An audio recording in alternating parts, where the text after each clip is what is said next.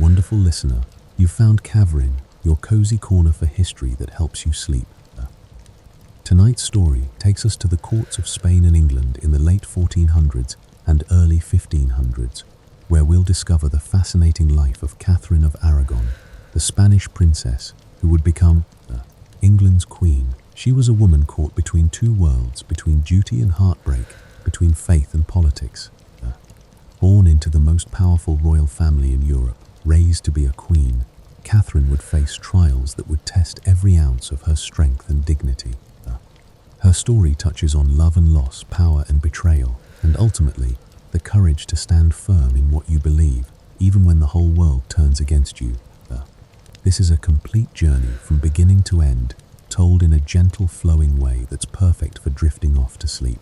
Now, before we begin, I'd really love your help growing this channel.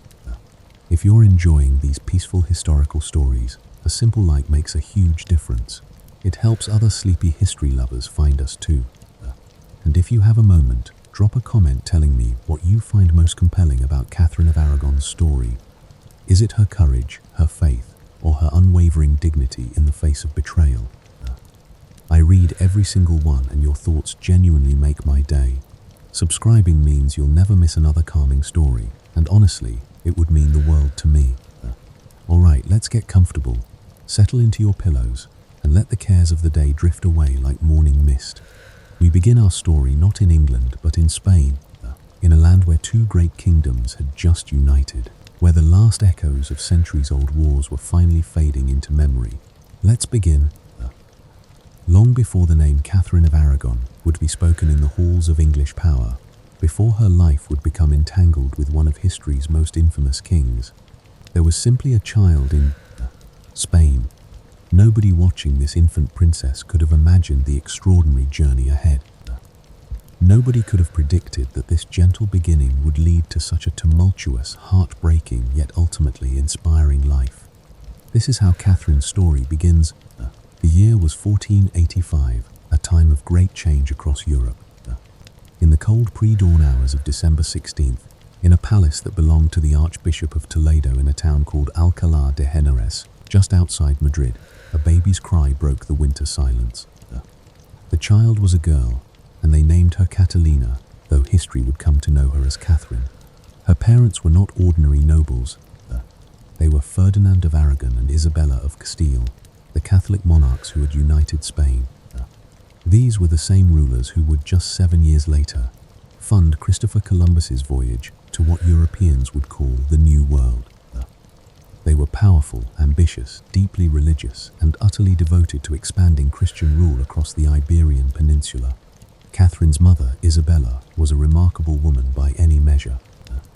She had fought for her throne, literally taking to the battlefield when necessary, proving that queenship was not merely about sitting pretty in a castle while men made decisions. She wore armor when she needed to. She made strategic choices that shaped nations. And yet, she was also a woman of deep Catholic faith, a mother who cared deeply about the education of her daughters in a time when many believed girls needed to learn nothing beyond needlework and prayers. Ferdinand, Catherine's father, was equally formidable, a skilled military commander and a shrewd politician. Together, Isabella and Ferdinand were completing what they called the Reconquista, the reconquest of Spain, from the Moorish kingdoms that had ruled parts of the peninsula for nearly 800 years. Into this world of warfare and political maneuvering, little Catalina was born. She was the youngest of their surviving children. She had older sisters, Isabella, Joanna, and Maria, and an older brother, John. Each of these children represented not just family members, but political assets, potential marriage alliances that could strengthen Spain's position in Europe. Catherine's childhood was unlike what we might imagine for a princess today. There were no peaceful nurseries removed from the world's troubles. Her earliest years were spent following the army. Her mother, even while pregnant and nursing, traveled with her father's military campaigns, so Catherine, as a tiny infant and then a toddler, knew the sounds of military camps, the smell of horses and leather and campfires, the tension that hung in the air before battles. Picture a small girl, perhaps 3 or 4 years old, with reddish gold hair and wide blue eyes, watching from a safe distance as soldiers prepared for conflict. She didn't understand what it all meant yet, but she absorbed it, this sense that power required strength, that ruling meant being willing to fight for what you believed in. In 1491, when Catherine was approaching her 6th birthday, a monumental event occurred. Granada, the last Moorish kingdom in Spain, surrendered to her parents. Catherine was there to witness it, a staged ceremony full of pageantry and symbolism. The Moorish king handed over the keys to the Alhambra, that jewel of Islamic architecture, and Spain was finally, in the eyes of Ferdinand and Isabella, a fully Christian realm. The family eventually settled in Granada, in the very Alhambra palace that had just been conquered. Imagine the young Catherine walking through those elegant halls, the intricate geometric patterns on the walls, the play of light through delicate archways, fountains trickling softly in courtyards' gardens. It was one of the most beautiful palaces in all of Europe, a place of sophistication and luxury that would have seemed almost magical to a child. But Catherine's childhood was not all warfare and conquest. Her mother had very specific ideas about education. Isabella herself had not received a comprehensive education as a girl, and she regretted it. She was determined that her daughters would be different, that they would be educated not just in the traditional feminine arts, but in languages, philosophy, theology and law. So Catherine had tutors, learned men who taught her Latin, the language of diplomacy and scholarship. She learned it so well that she could speak and write it fluently, conversing easily with scholars and ambassadors. This was extraordinary for a girl of her time. Most women, even noble women, were taught only the basics of reading and writing in their native language. But Catherine could discuss philosophy in Latin, could read ancient texts, could hold her own in intellectual conversations. She also learned French and, of course, Spanish. She studied the Bible intensively, learned the lives of the saints, absorbed the teachings of the Catholic Church that would become the bedrock of her identity. She studied heraldry and genealogy, learning who was related to whom across the royal houses of Europe. Knowledge that was crucial for a princess who would need to navigate complex political alliances. And yes, she learned the traditional feminine arts too. She became skilled at embroidery, creating beautiful, intricate works with needle and thread. She learned to dance with grace and to carry herself with the dignity expected of a princess. She learned music, perhaps playing the lute or singing in the clear, high voice of a young girl. But perhaps the most important education Catherine received was one that wasn't written in books. She learned from watching her mother, from seeing Isabella command respect, make difficult decisions, balance faith with practicality. She learned that a woman could be both devout and strong, both feminine and powerful. These lessons would stay with Catherine for her entire life. The court where Catherine grew up was deeply religious. This was the Spain of the Inquisition, a time when Catholic orthodoxy was enforced with sometimes brutal efficiency. Religious faith wasn't just a personal matter. It was intertwined with politics, with national identity, with power itself. Catherine absorbed this worldview completely. For her, being a good Catholic and being a good queen would become inseparable ideas. As Catherine grew from a small child into a young girl, another element entered her life: the knowledge that she would someday leave Spain forever. You see, princesses in this era were bargaining chips in the great game of European politics. Their marriages were arranged not for love, but to create alliances between kingdoms, to prevent wars or to strengthen bonds against common enemies. And Catherine had been spoken for since she was very young, barely more than a toddler. She was betrothed to a boy in a distant land, a boy she had never met, a prince of England named Arthur. England, it must have seemed so far away to a little girl in sunny Spain, a land of rain and mist, of cold castles, where people spoke a strange language she would need to learn. But this was her destiny, carefully negotiated by her parents and the English king, Henry VII. Why England? The answer lay in politics and prestige. England under the Tudors was still a relatively new dynasty. Henry VII had won his throne on the battlefield at Bosworth Field in 1485, the same year Catherine was born. He had defeated Richard III and ended the Wars of the Roses, but his claim to the throne was not unquestioned. Many in Europe viewed the Tudors as upstarts, not quite legitimate. But Catherine brought legitimacy. Through her mother, she was descended from English royalty, from John of Gaunt, and ultimately from King Edward III. Her bloodline was impeccable, her pedigree ancient and royal. A marriage between Catherine and Arthur would give the Tudor dynasty the validation it desperately needed in the eyes of European royalty. For Spain, the alliance was valuable too. England and Spain shared a common rival, France. An alliance between the two kingdoms would help contain French ambitions. So the betrothal was agreed upon, ratified by the Treaty of Medina del Campo in 1489, when Catherine was just 3 years old and Arthur was not yet 3. From that moment on, Catherine's fate was sealed. She would become Princess of Wales and eventually Queen of England. Her parents made sure she was prepared. They had her study English, though she never became as fluent in it as she was in Spanish and Latin.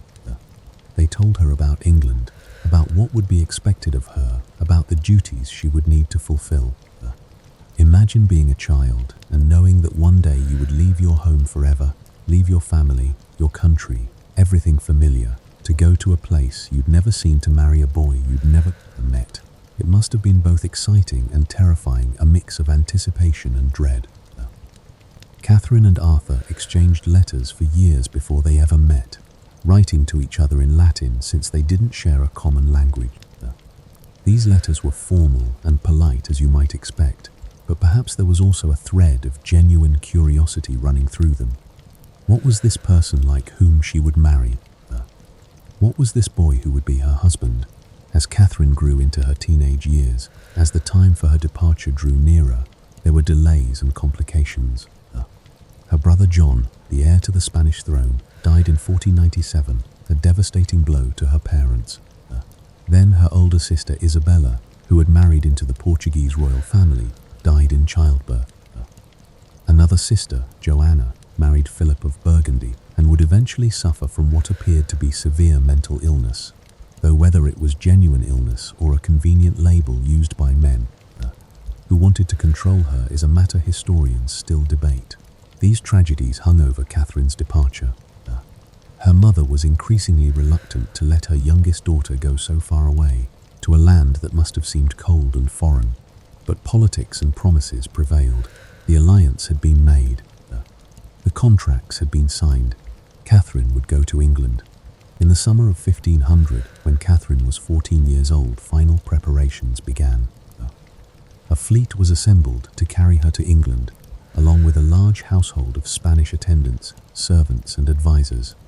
Her mother helped choose the people who would accompany her. Ladies-in-waiting who could provide comfort and companionship in a strange land. Advisors who could help guide her through the complexities of English court life. Catherine was given a dowry, 200,000 ducats, an enormous sum. Half was to be paid immediately, the rest later. There was also a magnificent wardrobe, jewels, gold and silver plate, and all the trappings befitting a future Queen of England. The leave-taking must have been heartbreaking. Catherine was saying goodbye to her mother, her father, her sisters, to the sun-drenched palaces of Spain, to the language and customs and food and everything she had ever known. Isabella held her youngest daughter close, and perhaps she had a premonition that they would never see each other again. They wouldn't. This was goodbye forever, though neither of them could have known it with certainty. Catherine boarded the ship with her household, and they set sail for England. The journey was difficult, the sea was rough, and Catherine, who had never been on a ship before, became violently seasick. The voyage that should have taken days stretched into weeks as storms battered the fleet and forced them to seek shelter. Finally, in October of 1500, the ships arrived on the English coast. Catherine, pale and exhausted from the journey, set foot on English soil for the first time. She was 15 years old, far from home, about to meet the boy she would marry and the royal family who would become her in-laws. England was indeed colder than Spain, greyer, wetter. The autumn rain fell steadily as Catherine and her household made their way from the coast toward London. She wore Spanish dress, layers of fabric and veils that marked her as foreign, as other.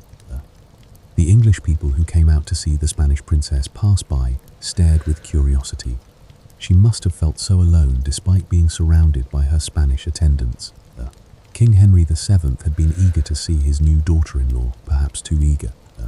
Spanish custom dictated that Catherine should not be seen by her future husband or his family before the wedding, a tradition meant to preserve modesty and propriety. But Henry VII was an Englishman, not bound by Spanish customs, and he wanted to assess this girl for whom he was paying a substantial amount. So he arranged to accidentally encounter Catherine while she was travelling to London.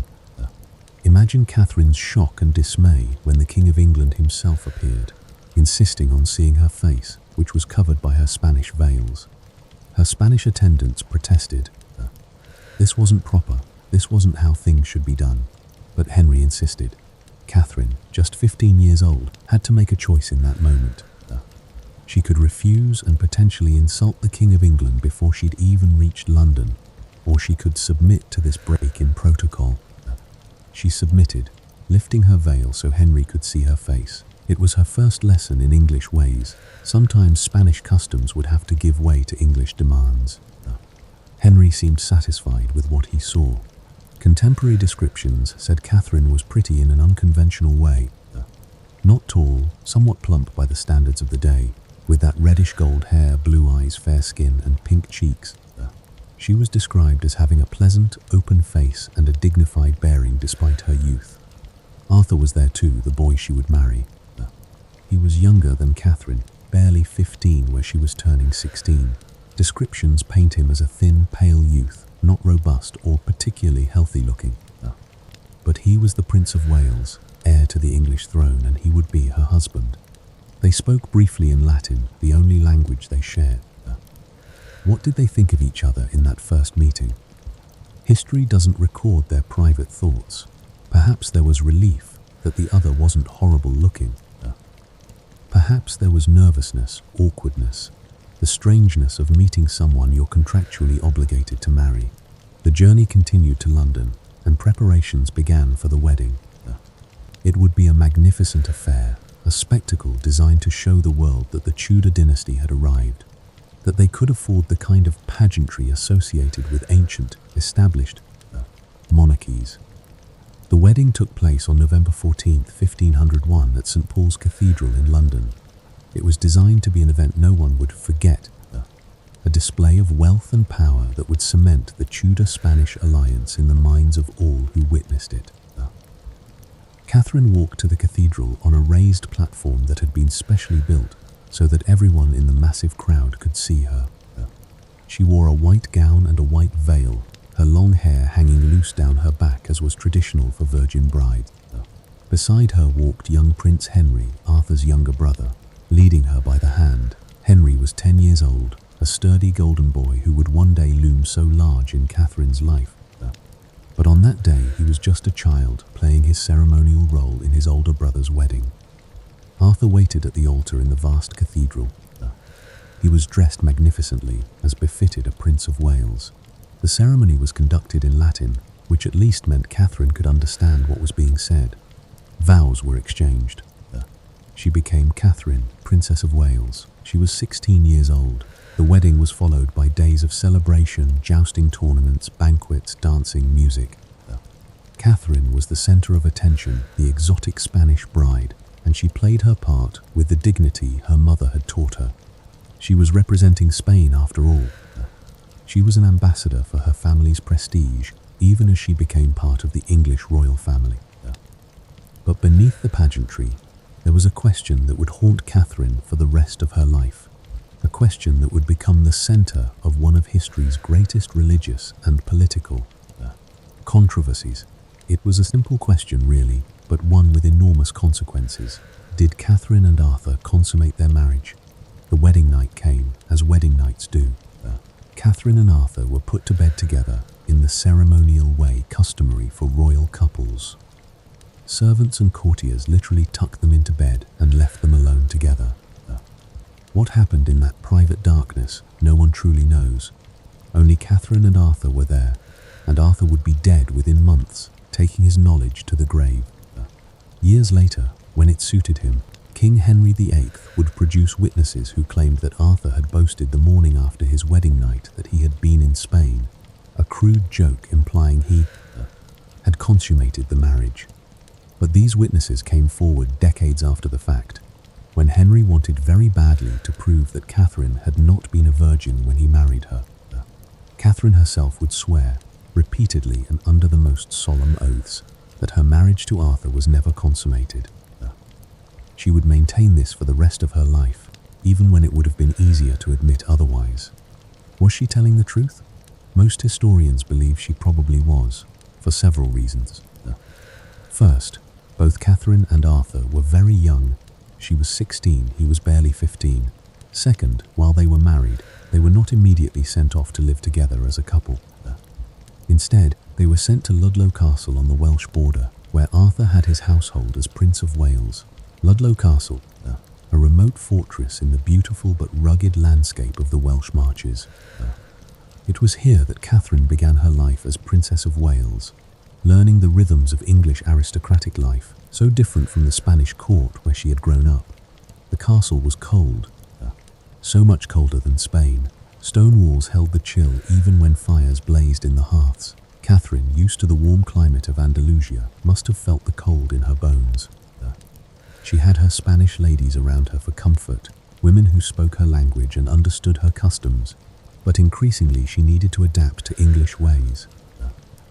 She and Arthur lived in the same castle, but apparently in separate apartments, seeing each other formally rather than living as a married couple in the modern sense. This was not unusual for royal marriages where the bride and groom were very young. There was often a period of adjustment, awaiting until both parties were considered physically mature enough for the full demands of married life.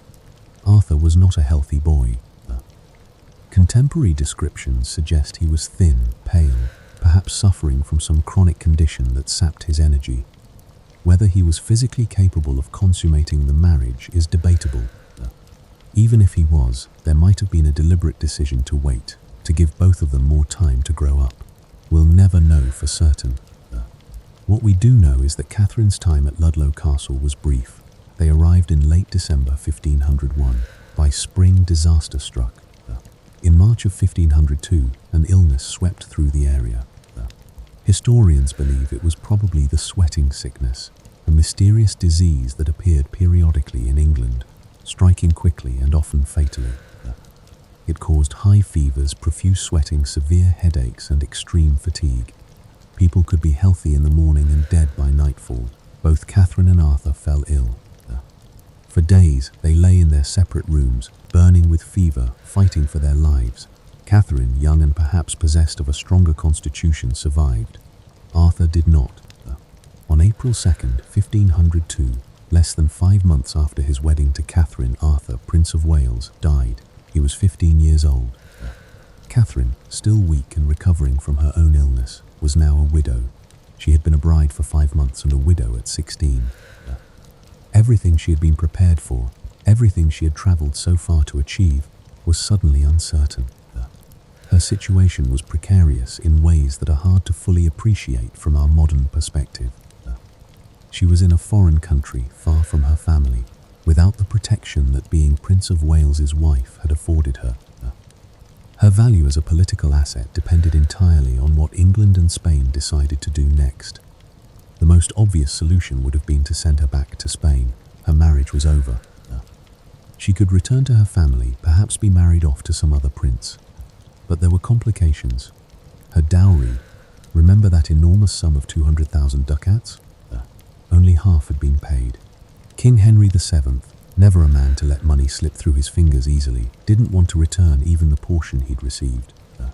And Ferdinand and Isabella didn't want to pay the second half if Catherine wasn't going to be Queen of England. More importantly, both England and Spain still wanted the alliance. The political and strategic reasons for uniting the two kingdoms hadn't changed just because Arthur was dead. So attention turned to the next heir to the English throne, Arthur's younger brother, Henry. Young Prince Henry, who had led Catherine to her wedding, was now the Duke of York and, following Arthur's death, heir to the throne. He was 5 years younger than Catherine. She was 16, he was 11. But in royal politics, such age differences were not insurmountable. They could be betrothed now and married when Henry was older. There was just one problem, and it was a significant one. According to church law, it was forbidden for a man to marry his brother's widow. This was based on a passage in the biblical book of Leviticus, which stated that such unions were wrong and would be cursed. If Arthur and Catherine had consummated their marriage, then by church law, Catherine was truly Arthur's widow in every sense, and she could not marry Henry.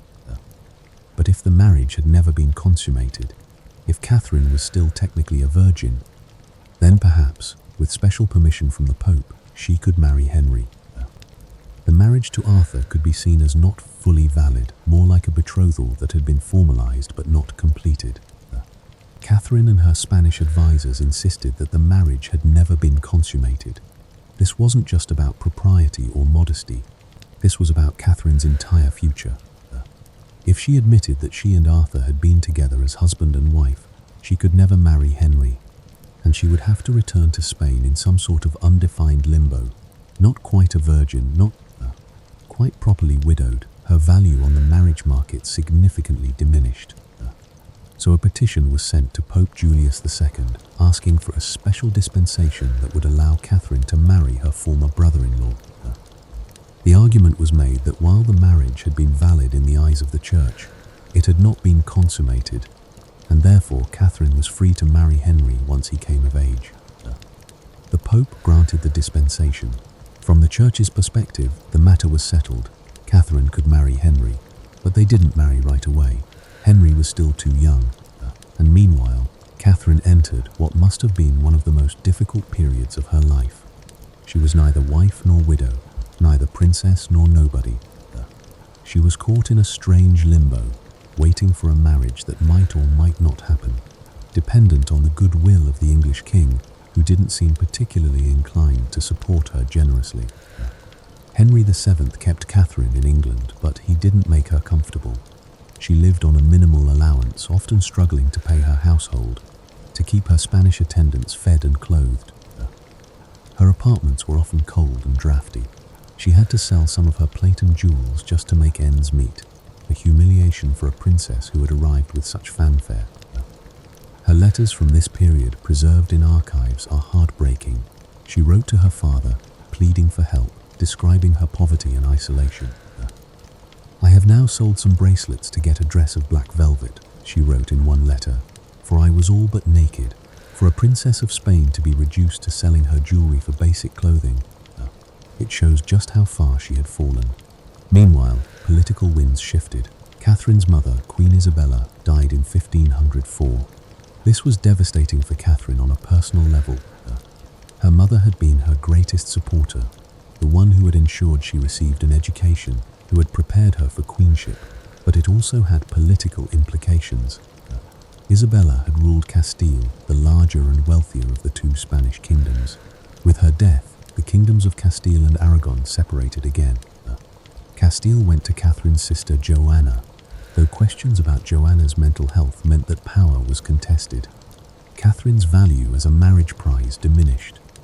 She no longer represented the unified might of Spain in quite the same way. Henry VII, always calculating, started to wonder if he should look for a different bride for his heir. Catherine spent 7 years in this limbo. 7 years of uncertainty, of poverty, of hoping and praying that the marriage to Henry would eventually happen. She was now in her 20s, no longer a girl, but not yet settled into any secure position. Her Spanish attendants grew restless, some wanting to return to Spain. Catherine herself sometimes wondered if she should give up and go home, but she held on. Perhaps it was stubbornness or faith that God had a purpose for her in England. Perhaps it was practicality. What would she return to in Spain? Her position there was even more uncertain than in England. Perhaps it was the belief that she was meant to be Queen of England, that all her education and preparation couldn't be for nothing. In 1507, she was given a small but significant role. She became the official Spanish ambassador to England, the first female ambassador in European history. It was a recognition of her intelligence and her ability to navigate political complexities. She used the position to advocate for the marriage to Henry, to keep the alliance alive in the minds of both courts. And then, in April of 1509, everything changed. King Henry VII died. He had been ill for some time, his health failing, and when he died, his son, the young golden Prince Henry, became King Henry VIII. He was 17 years old, handsome, athletic, intelligent, everything his sickly older brother had not been, and one of his first acts as king was to announce his intention to marry Catherine. Later, historians would debate why. Some said it was his father's dying wish, though Henry VII had seemed to waver on the subject. Some said it was because Henry VIII saw political advantage in honouring the alliance. Some said that the teenage king, newly empowered, wanted to make a choice that asserted his independence. But some sources suggest something simpler, that Henry genuinely wanted to marry Catherine. She was 23, he was 17. She was educated, dignified, more mature and sophisticated than the English girls at court. She could converse with him in Latin about philosophy and theology. She was exotic, Spanish, different. And perhaps he felt sympathy for her, for this woman who had been kept waiting for so long, treated shabbily by his father. Whatever his reasons, the marriage was arranged quickly. After 7 years of waiting, Catherine's fortunes changed in a matter of weeks. On June 11, 1509, just 6 weeks after Henry VII's death, Catherine and Henry VIII were married in a private ceremony at Greenwich Palace. Can you imagine Catherine's feelings that day? Relief, certainly, gratitude, but also perhaps some trepidation. She was marrying a boy. And yes, at 17 he was legally a man, but he was still so young, especially compared to her. She was marrying into a family that had kept her in poverty for years. She was finally achieving the destiny she'd been promised, but after so much hardship, could she trust that it would last? The wedding was private, but the coronation was anything but. On June 24th, Midsummer's Day, Catherine and Henry were crowned together at Westminster Abbey in a ceremony of magnificent splendour. Catherine wore cloth of gold, walked under a canopy held by barons, was anointed with holy oil, and presented with a crown and sceptre. She was finally, officially, undeniably Queen of England. The girl who had been born in Spain, who had travelled to a foreign land, who had been widowed and impoverished and made to wait 7 long years, had achieved what she had been raised to be. Catherine of Aragon was queen. The people of London loved her. She was gracious, she was dignified, she smiled and waved to the crowds. She was everything a queen should be, they thought.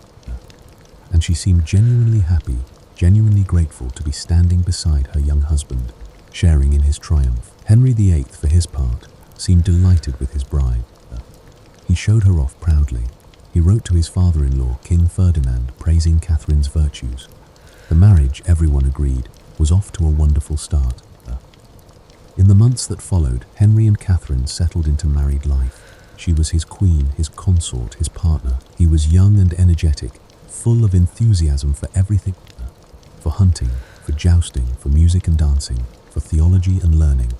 Catherine matched his intellectual interests, if not his physical ones.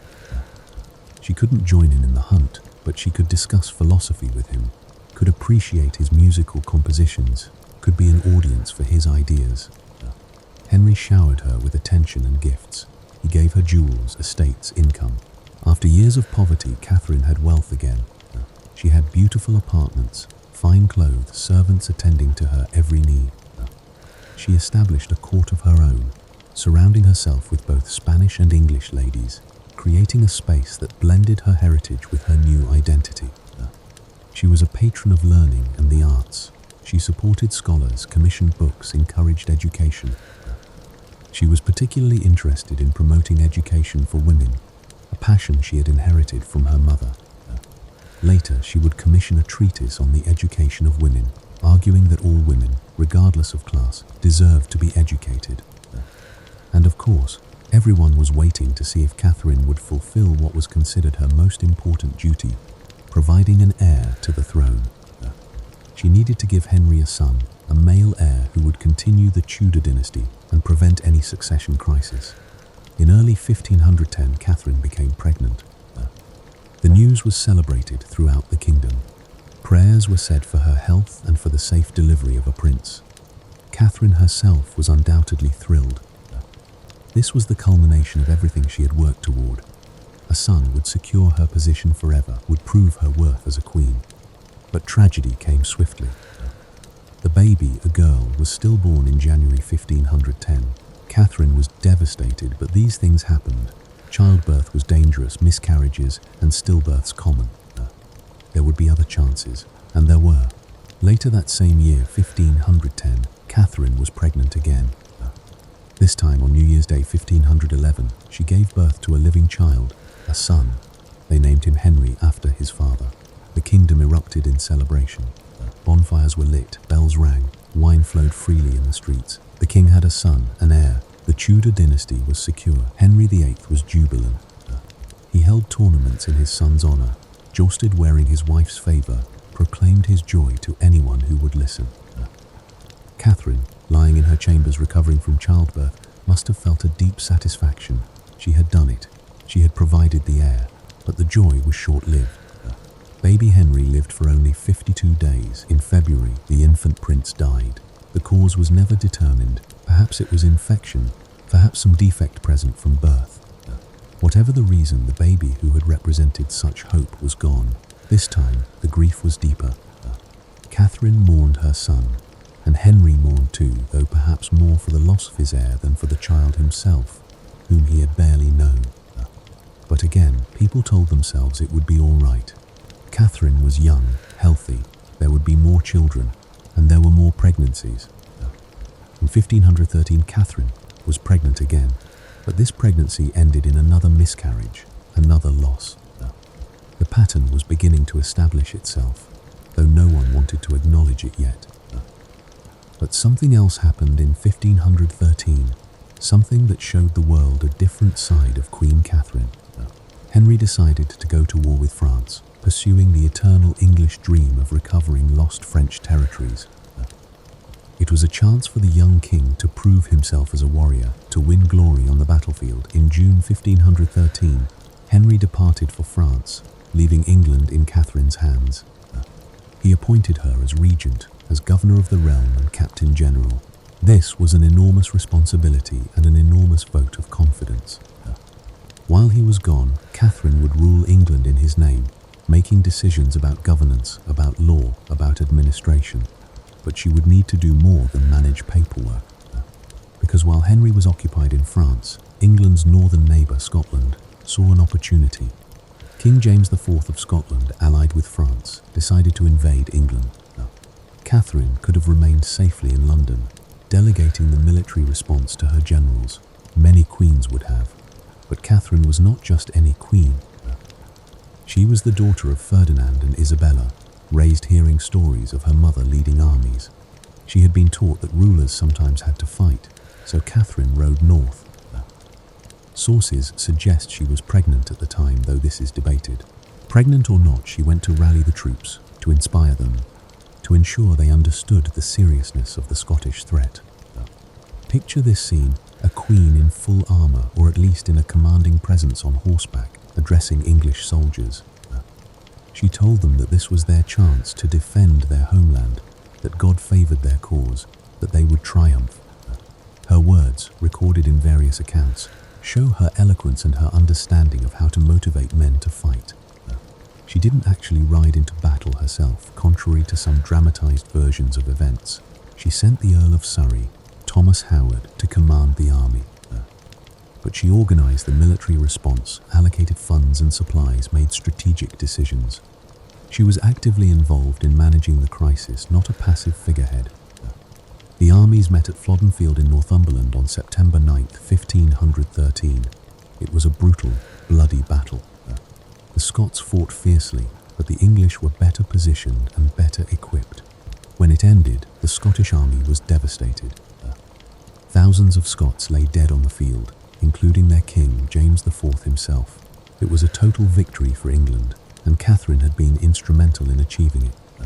She wrote to Henry in France describing the victory.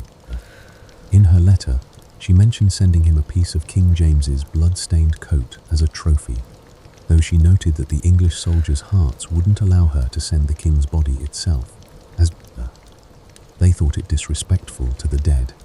Henry, who was having mixed success with his own military campaign in France, must have had complicated feelings about his wife's triumph. She had led England to a more decisive victory than he had managed, but he also praised her, recognized her achievement. For a time at least, Catherine basked in the glory of having proven herself as a ruler, not just a wife. But the pregnancy she may have been carrying during this crisis ended, like the others, in either miscarriage or stillbirth. Another loss, another disappointment.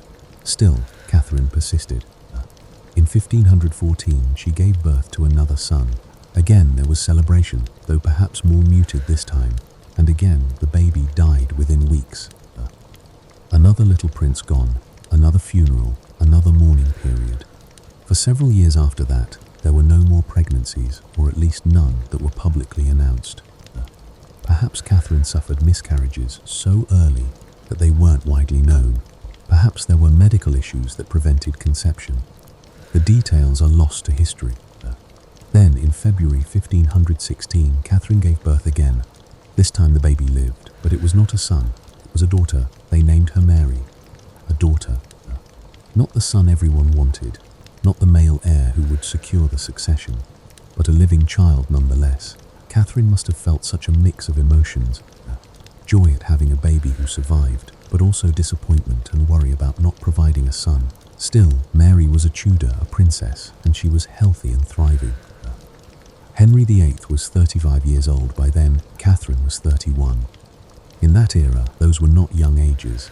The chances of Catherine having many more children were diminishing. But she still had time, or so people told themselves. She might yet give Henry his son. Catherine poured her energy into being Mary's mother and advocate. She took charge of the child's education, determined that her daughter would receive the same kind of thorough learning she herself had received. Mary learned Latin, French, Greek, music, dancing, theology. She became a remarkably accomplished child, bright and precocious. Catherine also worked to secure Mary's future through marriage alliances. Various betrothals were arranged for the little princess to the Dauphin of France, to the Holy Roman Emperor Charles V, who was Catherine's nephew. These negotiations rose and fell with the shifting tides of European politics, but they showed that Mary, though female, was valuable. And for a time, life at the English court seemed stable, even pleasant. Henry and Catherine appeared to be a harmonious couple. They attended church services together, hunted well. Henry hunted while Catherine watched, hosted foreign dignitaries, presided over court festivities. Catherine maintained her dignity, her grace, her role as the perfect Renaissance queen. She was deeply religious, attending Mass daily, praying for hours. She did extensive charitable work, giving money to the poor, supporting hospitals and religious foundations. She was known for her compassion, for her willingness to help those in need. The people of England genuinely loved her. She represented stability, piety, kindness. But beneath the surface, tensions were building. Henry was growing restless. He was a man in his prime, athletic and vigorous, and he was beginning to look at younger women at court with more than passing interest. He was also increasingly concerned about the succession. Mary was his only surviving child, and while a daughter could potentially inherit the throne, England had never had a ruling queen. Would the nobles accept Mary? Would the kingdom fall into civil war as rival claimants fought over the throne after his death? Henry began to wonder if perhaps God was punishing him for something. He started to think about that passage in Leviticus again, the one that said a man who married his brother's widow would be childless. Technically, he had a child, Mary. But did a daughter really count? In Henry's mind, childless meant without a son. Perhaps, he began to think, his marriage to Catherine had been wrong all along. Perhaps the papal dispensation that had allowed him to marry his brother's widow had been invalid. Perhaps this was why God hadn't given him a son. These were dangerous thoughts, seeds that would eventually grow into one of the greatest religious and political upheavals in English history. But in the early 1520s, they were still just thoughts, doubts gnawing at the corners of Henry's mind. Catherine, if she noticed her husband's growing distance, his occasional irritability, might have attributed it to the normal stresses of kingship. She continued to fulfill her duties, to be the Queen England expected, to pray for another chance at a son. In 1518, she became pregnant one more time. She was 33 by then, and this pregnancy represented perhaps her last real hope of giving Henry a son. Everyone watched anxiously as the months passed. But again, the pregnancy ended in stillbirth or early infant death. The records are unclear, but the outcome was the same: no surviving son. After that, there appear to have been no more pregnancies. Whether Catherine went through menopause early, whether there were medical complications, or whether Henry simply stopped sharing her bed, we don't know. What we do know is that Catherine had been pregnant at least 6 times, possibly more.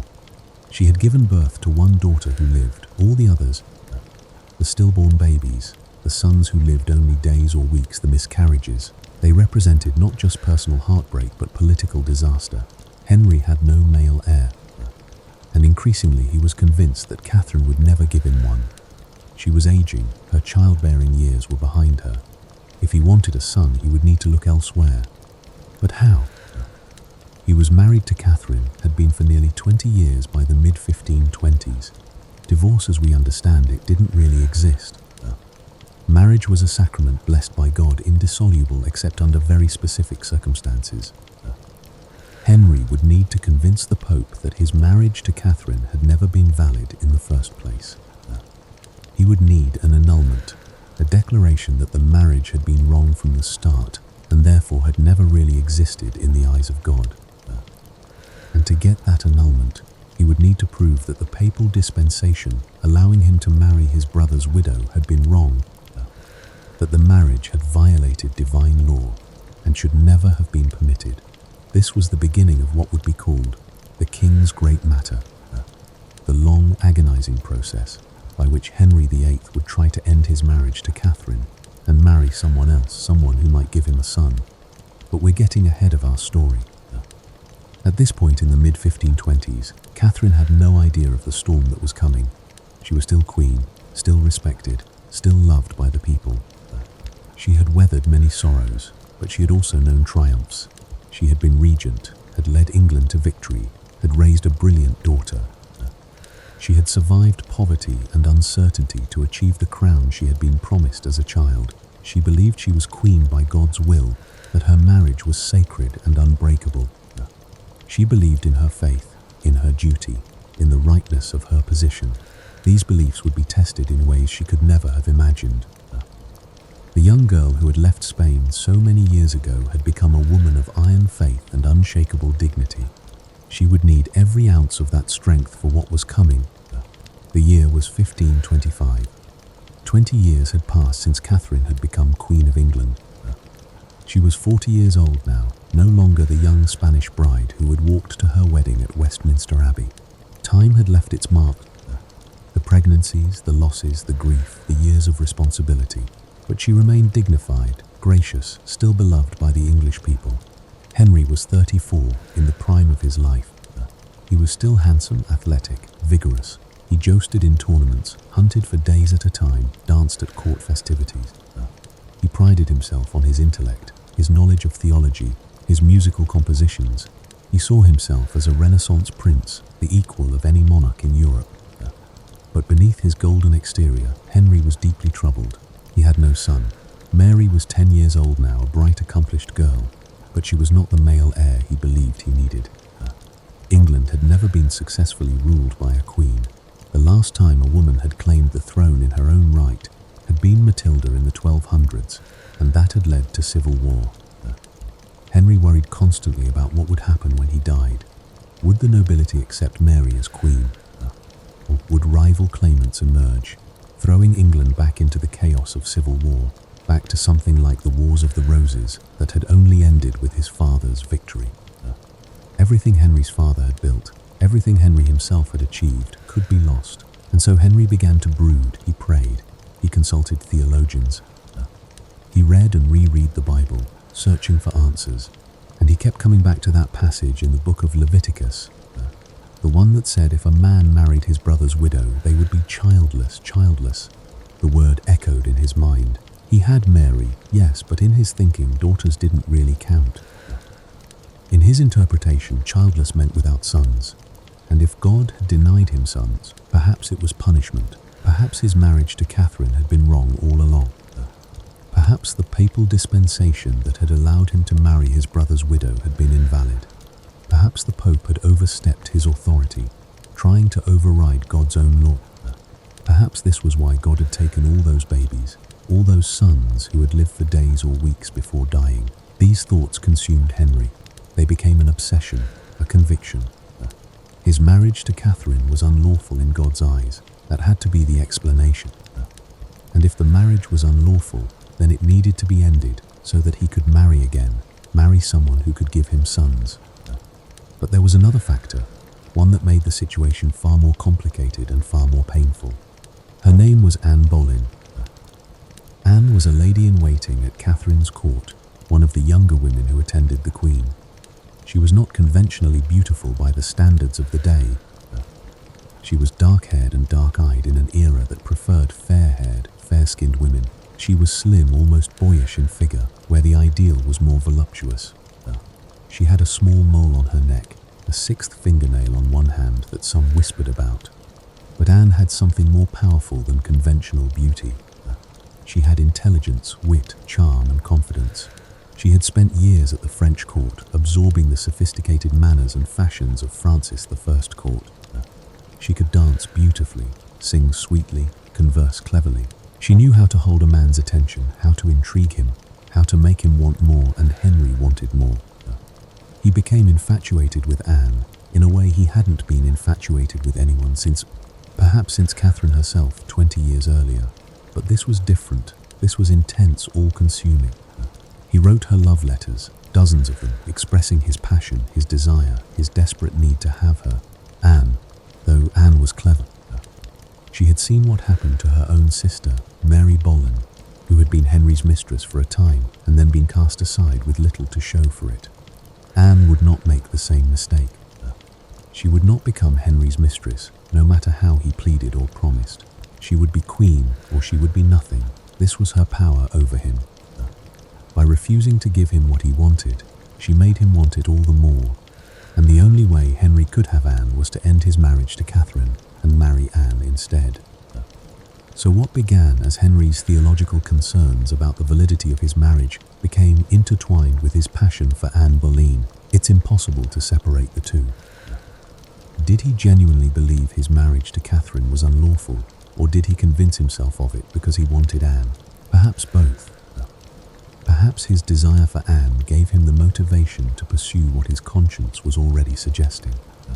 Whatever the truth of Henry's heart, the practical reality was this. He wanted to end his marriage to Catherine. And in 1527, he began the process that would be known as the King's Great Matter. It started quietly.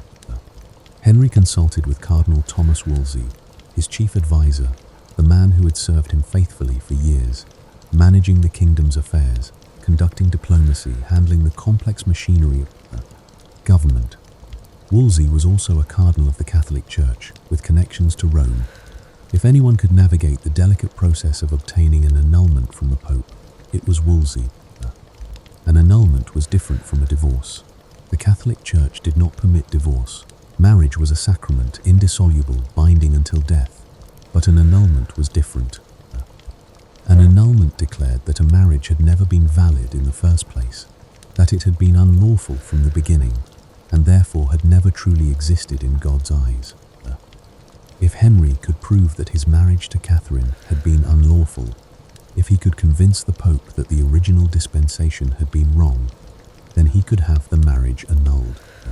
He would be free to marry again, and Catherine would be, what? Not his widow, because they had never been truly married. Perhaps just the widow of his brother Arthur, the Dowager Princess of Wales. Catherine had no idea what was coming at first. Henry kept his plans secret. He consulted with theologians and lawyers quietly. Wolsey began diplomatic maneuvering, trying to prepare the ground with Rome. But Catherine was not foolish. She began to notice things. Henry was more distant, colder. He spent less time with her. He seemed to avoid her company. And there were whispers at court, whispers about Anne Boleyn, about the king's infatuation, about secret meetings and love letters. In the spring of 1527, Henry finally confronted Catherine. He told her that he had doubts about their marriage, that his conscience was troubled, that he believed they might not be truly married in God's eyes. He spoke of Leviticus, of the curse on those who married their brother's widow, of the dead sons that God had taken from them. Catherine listened with growing horror. For her, this was incomprehensible. She knew her marriage was valid. She had come to England, married Arthur, been widowed, waited 7 years, and then married Henry with the Pope's explicit permission. Everything had been done properly, lawfully. How could Henry now claim it was all invalid? And she knew, as every woman at court knew, about Anne Boleyn. This wasn't really about theology or conscience. This was about a younger woman, about Henry's desire for someone new, about his desperate need for a son combined with his passion for Anne. But Catherine was not powerless. She had weapons of her own, though they were different from Anne's youth and allure. Catherine had time, 20 years as Henry's wife and queen. She had the love of the English people, who saw her as a good, pious, charitable queen. She had her faith, her absolute conviction that her marriage was sacred and valid. And she had family, a powerful family. Her nephew was Charles V, the Holy Roman Emperor, one of the most powerful rulers in Europe. Charles controlled vast territories, Spain, Austria, the Netherlands, parts of Italy, the New World colonies. He had just recently, in May of 1527, sent his armies to sack Rome itself. The Pope, Clement VII, was essentially Charles's prisoner, dependent on the emperor's goodwill. This made Catherine's situation both stronger and weaker. Stronger because the Pope could not easily rule against Catherine without offending Charles. Weaker because Charles's control of Rome meant that diplomatic solutions became nearly impossible. The Pope was trapped between two powerful kings, Henry VIII demanding an annulment and Charles V silently but firmly opposing it. Catherine wrote to her nephew, begging for help. She explained her situation, her fear, her determination to remain queen. Charles, who genuinely cared for his aunt, and who had political reasons to keep England allied with Spain, promised his support. He would use his influence with the Pope to delay, to prevent, to block the annulment if he could. And so began a battle that would last for years. A battle fought in courts and councils, in papal chambers and royal apartments, in letters and legal briefs and theological arguments. A battle that would ultimately tear England apart and change the course of religious history. The process moved slowly, frustratingly slowly for Henry. Wolsey worked tirelessly, sending envoys to Rome, arguing the king's case, trying to convince Pope Clement VII to grant the annulment. The argument was straightforward. The original papal dispensation allowing Henry to marry his brother's widow had been wrong, issued in error, beyond the Pope's authority to grant. Therefore, the marriage was invalid and should be annulled. But Catherine had her counter-argument ready. She insisted, publicly and repeatedly, that her marriage to Arthur had never been consummated. She had come to Henry's bed a virgin. She swore it on her soul. And if the marriage to Arthur had never been consummated, then she had never truly been Arthur's wife in the full sense, and therefore the impediment that Leviticus warned against didn't apply. The Pope hesitated, delayed, asked for more information, sent envoys to investigate. He did not want to anger Henry, who was an important Catholic monarch. But he could not afford to anger Charles V either, especially with imperial troops controlling Rome. Meanwhile, at the English court, the situation grew increasingly uncomfortable. Anne Boleyn was now openly acknowledged as the woman Henry intended to marry. She was given apartments at court, treated with deference, given influence and status. Catherine had to endure the humiliation of seeing this younger woman take on the role that should have been the Queen's. But Catherine held her head high. She continued to fulfill her duties as Queen.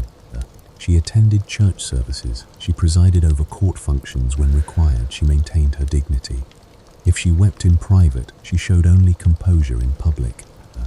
In 1528, Pope Clement sent Cardinal Lorenzo Campeggio to England to hear the case and make a determination. This seemed like progress, like the matter might finally be resolved. A special court would be convened, a legatine court with Campeggio and Wolsey presiding. Both sides would present their evidence, and a judgment would be made.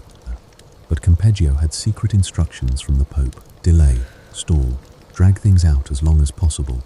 Perhaps Henry would lose interest in Anne. Perhaps Catherine would agree to enter a convent, which would solve everything neatly. Perhaps some diplomatic solution would emerge. Campeggio did try to persuade Catherine to enter a convent. He came to her privately, spoke gently, explained that if she took religious vows, the marriage could be quietly ended and everyone could save face. Henry could marry again. Catherine could live out her days in prayer and peace. Mary's position might even be protected. Catherine refused absolutely. She would not go to a convent. She would not give up her position as queen. She was Henry's true wife, and she would remain so until death. No pressure, no persuasion, no threats could move her from this position. Henry and Wolsey tried another tactic. They threatened to separate Catherine from Mary unless Catherine agreed to the annulment. Catherine's response was simple. Do what you will with me, but my answer will not change. They could take everything from her title, her daughter, but they could not make her deny the truth of her marriage. The Legatine Court finally convened on May 31st, 1529, at Blackfriars in London. It was a formal, solemn occasion. Cardinals Campeggio and Wolsey presided, dressed in their scarlet robes. The court was set up to examine the validity of Henry and Catherine's marriage. On June 18th, Catherine appeared before the court to make a formal protest. She declared that the court was not impartial, that the judges were too closely connected to Henry to rule fairly, that her case should be heard in Rome, not England. The judges noted her protest but said the proceedings would continue. Then came June 21st, 1529. This would be the day of Catherine's most famous moment, the day when she would speak directly to Henry in a way that would be remembered for centuries. The court was crowded. Both Henry and Catherine were present, seated separately, surrounded by advisors and counselors. The atmosphere was tense, expectant. Everyone knew this was the crucial moment. Henry spoke first. He addressed the court, explaining his troubled conscience, his belief that his marriage was unlawful, his desire only to do what was right in God's eyes. He spoke with apparent sincerity, perhaps even believing his own words. He praised Catherine, said she was a good woman, had been a good wife, but that didn't change the fact that their marriage was invalid. Then it was Catherine's turn. But instead of addressing the court, instead of making legal arguments, Catherine did something unexpected. She stood, walked across the court, and knelt at Henry's feet. Right there in front of everyone, she knelt before her husband and spoke to him directly. Her words, recorded by witnesses, were simple but devastating. She spoke in English, though it was not her native language, to ensure everyone could understand. She reminded Henry of everything they had shared, 20 years of marriage, their children, her loyalty, her faithfulness. She had come to England as a stranger, she said, trusting in Henry and his father. She had always been his true wife. She swore it before God. Sir, she said, her voice clear despite her kneeling position, I beseech you for all the love that has been between us and for the love of God, let me have justice and right.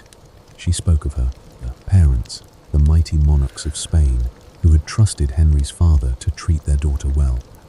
She said that when Henry had married her, she had been a true maid, untouched by man. She put it to his conscience whether this was true or not. She asked why, after 20 years, he was suddenly questioning their marriage. If there was any true cause by law to put her aside, she would accept it, though it would bring her shame. But if there was no true cause, she begged him to let her remain as his wife. She asked for mercy, for time, for the chance to get counsel from her friends in Spain. She reminded him that everyone at this court was his subject, dependent on him, afraid to displease him. How could she receive fair judgment under these conditions? Therefore, she said, I most humbly require you, in the way of charity and for the love of God who is the just judge, to spare me the extremity of this new court until I may be advised what way order my friends in Spain will advise me to take. And if you will not extend to me so much favour, your pleasure then be fulfilled, and to God I commit my cause. Henry tried to raise her up during her speech, reaching down to take her hands, but Catherine would not move from her knees until she had finished speaking. When she was done, she stood, curtsied to the king, and then, instead of returning to her seat as expected, She simply walked out of the court. Her chamberlain called after her, telling her to return to her place. Catherine didn't even look back. On, she said clearly. It makes no matter, for it is no impartial court for me, therefore I will not tarry. Go on. She walked out with her head held high, and she never returned to that court or any other. She had made her stand. She had spoken her truth. Now let Henry and his court do what they would. The moment was dramatic, powerful, memorable. The people in the courtroom were moved. Even Henry seemed affected, though he tried to hide it. Catherine had appealed not to law or theology, but to emotion, to memory, to the bond that had once existed between them. She had reminded everyone that this was not just a legal matter. It was a marriage, a relationship, a life they had shared. But Catherine had also achieved something tactical. She had publicly asked for the right to appeal to Rome, and Henry, put on the spot in front of a sympathetic crowd, had to agree. She had bought time. The legatine court dragged on for a few more weeks, but it achieved nothing. In July, Campeggio announced that the court would adjourn for the summer, as was customary in Rome. It never reconvened. The Pope, under pressure from Charles V, revoked the case from England and called it back to Rome. Henry's attempt to get a quick, quiet annulment had failed. Wolsey, who had promised Henry that he could deliver the annulment, fell from power. Henry blamed him for the failure, for the delays, for everything. Wolsey was stripped of his position as Lord Chancellor, his properties were confiscated, and he was charged with treason. He died before he could be brought to trial, perhaps of natural causes, perhaps taking his own life, a broken man who had served his king faithfully and been destroyed for his pains. With Wolsey gone, Henry turned to new advisors. Men like Thomas Cromwell, clever and ruthless, who had ideas about how to solve Henry's problem. If the Pope wouldn't grant an annulment, Cromwell suggested, perhaps England didn't need the Pope's permission. Perhaps Henry could declare himself supreme over the Church in England and grant his own annulment. This was revolutionary thinking. For 1,000 years, England had been part of the Catholic Church, subject to the Pope's authority. To break with Rome, to reject the Pope's supremacies, it was almost unthinkable. But Henry was desperate, and desperation makes people willing to consider the unthinkable. Meanwhile, Catherine continued to live at court, but the situation grew increasingly hostile. Anne Boleyn was ascending, Catherine was descending. In 1531, Henry finally did what he had threatened. He separated Catherine from Mary. The princess, now 15 years old, was sent away to her own household. Catherine was forbidden to see her daughter. This was perhaps the cruelest blow Henry had dealt Catherine. She loved Mary deeply, had devoted herself to the girl's education and upbringing. Mary was all she had left, the only child who had survived from all those pregnancies. And now even that comfort was taken from her. Catherine wrote letters to Mary, though she was forbidden to do so. Sympathizers helped smuggle the letters between them. Catherine urged Mary to be strong, to hold to her faith, to remember who she was, the legitimate daughter of the King and Queen of England, no matter what anyone said. In July 1531, Henry and Catherine separated completely. Henry went off on a hunting trip with Anne, and he never returned to Catherine's bed or her household. Catherine was moved from one residence to another, each one smaller, colder, less comfortable than the last. Her household was reduced, her income cut. Henry was making life as difficult as possible, hoping she would give in, agree to enter a convent, accept the title of Dowager Princess of Wales. Catherine refused every compromise. She was the queen. She would remain the queen. Nothing Henry did could change that fundamental fact. In November 1532, Henry took a fateful step. He and Anne travelled to France to meet with King Francis I. Anne was treated as if she were already queen, sitting beside Henry, receiving honours. And when they returned to England, sources suggest they had a secret wedding ceremony. Anne may have already been pregnant. For Henry, time was running out. If Anne was pregnant, and if the child was the son he so desperately wanted, that child needed to be legitimate. And for the child to be legitimate, Anne needed to be Henry's lawful wife, which meant Catherine could not be. In January 1533, there was another more official wedding ceremony between Henry and Anne. It was kept quiet, but word spread through court and kingdom. The king had married Anne Boleyn while still legally married to Catherine. By any definition, this was bigamy, but Henry and his advisors didn't see it that way. In their view, Catherine had never been Henry's true wife, so he was free to marry Anne. The fact that the Pope hadn't agreed to this interpretation was, in their view, the Pope's error. In April 1533, Parliament passed the Act of Restraint of Appeals, which declared that England was an empire unto itself, not subject to any foreign authority, including the Pope. This meant that English ecclesiastical matters would be decided in England, not Rome. The groundwork was being laid for the final break. Thomas Cranmer, who had been appointed Archbishop of Canterbury with Henry's backing, convened his own court to rule on Henry's marriage to Catherine. This was no legatine court with papal authority. This was an English court under Cranmer's authority as Archbishop. Catherine's was summoned to appear. She refused, just as she had refused to return to the Blackfriars Court. She did not recognize the authority of this court to rule on her marriage. Her case was in Rome, where it belonged. On May 23, 1533, Cranmer announced his verdict. He declared that Henry's marriage to Catherine of Aragon had been unlawful from the beginning and was therefore null and void. Henry had never been truly married to Catherine. Their 24-year marriage was wiped away with a judicial pronouncement. 5 days later, on May 28th, Cranmer declared that Henry's marriage to Anne Boleyn was valid and lawful. Anne was queen now. Catherine was nothing. On June 1st, 1533, Anne Boleyn was crowned Queen of England in a magnificent ceremony at Westminster Abbey, the same place where Catherine had been crowned 24 years earlier. Anne wore purple velvet and ermine. She was anointed with holy oil. She was presented with the crown and scepter. Catherine, in her lonely residence, heard the news. Heard that Anne Boleyn was now queen, that her own daughter Mary had been declared illegitimate, that everything Catherine had fought for had been torn away by the stroke of a pen. But even in this darkest moment, Catherine did not waver. She wrote a letter to Henry, signing it Catherine the Queen. She would not accept any other title. She was queen, had been queen for 24 years, and would remain queen until death. The English people, hearing of Catherine's treatment, were sympathetic. They loved Catherine, their Spanish queen, who had been kind and charitable, who had ruled wisely as regent, who had never done anything wrong except fail to produce a living son. They saw her as the victim of the king's lust, sacrificed so he could marry a woman many viewed as an upstart. When Catherine was moved from place to place, crowds gathered to cheer her, to call out blessings, to show their support. They called her their rightful queen, even though it was dangerous to do so. Catherine, always gracious, would acknowledge their cheers with a wave or a smile, tears in her eyes at this outpouring of love. But the people's love could not restore her position. Henry had made his decision. Parliament passed the Act of Succession in March 1534, which declared Elizabeth, Anne's daughter born in September 1533, the heir to the throne, and Mary illegitimate.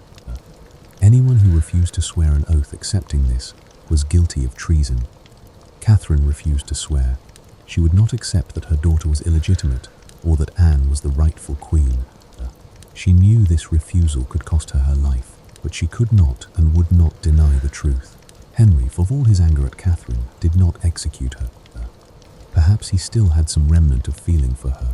Perhaps he feared the political consequences, the anger of Charles V. Perhaps he simply preferred to let her live out her days in exile and obscurity. Whatever his reasons, Catherine lived, though in increasingly harsh conditions. In May 1534, Catherine was moved to her final residence, Kimbolton Castle in Cambridgeshire. It was a modest manor house, cold and damp, surrounded by the fenlands of East Anglia. The climate was harsh, especially compared to the sunny warmth of Spain, or even the better appointed palaces where Catherine had lived during her years as queen. Kimbolton was not technically a prison, but it might as well have been. Catherine was allowed a small household, a few loyal servants and ladies who had stayed with her through everything. But she was closely watched. Her movements were restricted, visitors were rarely permitted. She was isolated, cut off from the world, from news, from any contact with her daughter Mary. Catherine's health, which had never been robust, began to deteriorate. The damp climate aggravated her ailments. She suffered from what may have been cancer, though the exact nature of her illness is unclear. She had pains in her stomach, difficulty eating, periods of weakness and fatigue. But even as her body weakened, Catherine's spirit remained strong. She maintained her routine of prayer, attending Mass daily in the small chapel at Kimbolton. She wore a hair shirt under her clothes, a sign of religious devotion and penance. She fasted frequently. Her life became increasingly focused on spiritual matters, preparing her soul for the death she knew was coming. She still wrote letters when she could to her supporters, to her nephew Charles V, to the Pope, always maintaining that she was Henry's true wife, England's rightful queen. She asked for justice, for vindication, for her daughter to be restored to her rightful place. But she knew deep down that none of this would happen in her lifetime. The thing that hurt most, more than the loss of her title or her position, was the separation from Mary. Catherine hadn't seen her daughter in years. Mary was now a young woman of 8 or 19, still loyal to her mother, still insisting that she was the legitimate princess of England. But Henry kept them apart, knowing that together they would be a focus for opposition to his new marriage and his break with Rome. Catherine wrote to Mary, tender letters full of advice and love. She told Mary to obey her father in all things except matters of conscience. She encouraged Mary to study, to pray, to maintain her faith. She assured Mary that she was legitimate, that Catherine's marriage to Henry had been valid, that Mary was the true heir to England's throne. Through all her suffering, Catherine never spoke bitterly of Henry. She had loved him once, perhaps she still did in some way. She pitied him, thinking that he had been led astray, that his soul was in danger. She prayed for him regularly, begging God to open Henry's eyes, to bring him back to the right path. In the autumn of 1535, Catherine's health took a serious turn for the worse. She grew weaker, the pain increased, her appetite failed. By December, it was clear she was dying. Word was sent to the Spanish ambassador, Eustace Chapuis, who had been a faithful friend and advisor to Catherine throughout her troubles. Chapuis rushed to Kimbolton, arriving on January 2nd, 1536. He was given permission to see Catherine, though their conversations were monitored. For 4 days he visited her every afternoon, spending hours at her bedside. They talked about her life, about Mary, about the state of her soul. Catherine found comfort in his presence, in being able to speak Spanish again, with someone who understood her and cared for her. On January 6th, Chapuis left, believing Catherine was improving slightly. But that same day, another visitor arrived, Maria de Salinas, Catherine's oldest and dearest friend. Maria had known Catherine since they were both young women in Spain. She had come to England with Catherine in 1501 and had remained loyal through all the years and all the troubles. Maria had been forbidden to visit Catherine, but she defied the king's orders. She came to Kimbolton anyway, determined to be with her friend at the end. She arrived just in time. Catherine, weak but conscious, was overjoyed to see Maria. To have this friend, this connection to her youth and her homeland there at the end, it was a gift beyond measure. Maria took charge, shooing away the official watchers, caring for Catherine with gentle hands and a loving heart. Catherine spent her last day dictating a letter to Henry. It was short, simple, full of forgiveness and love. She told him that her eyes desired him above all things. She urged him to care for his soul, which mattered more than any earthly concern. She asked him to be a good father to Mary. She called him her beloved husband and signed the letter, Catherine the Queen. Even at the very end, even after everything Henry had done to her, Catherine maintained her position. She was his wife. She was his queen. Death would not make her deny that truth. On the afternoon of January 7th, 1536, Catherine of Aragon died in Maria de Salinas' arms. She was 50 years old. She had been in England for 35 years, married to Henry for almost 24 of them. Her last years had been spent in exile and disgrace, separated from her daughter, stripped of her title, cast aside for a younger woman.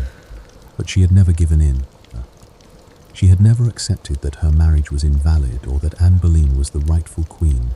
She had stood firm in what she believed, with a courage and dignity that awed even her enemies. News of Catherine's death reached the royal court the next day.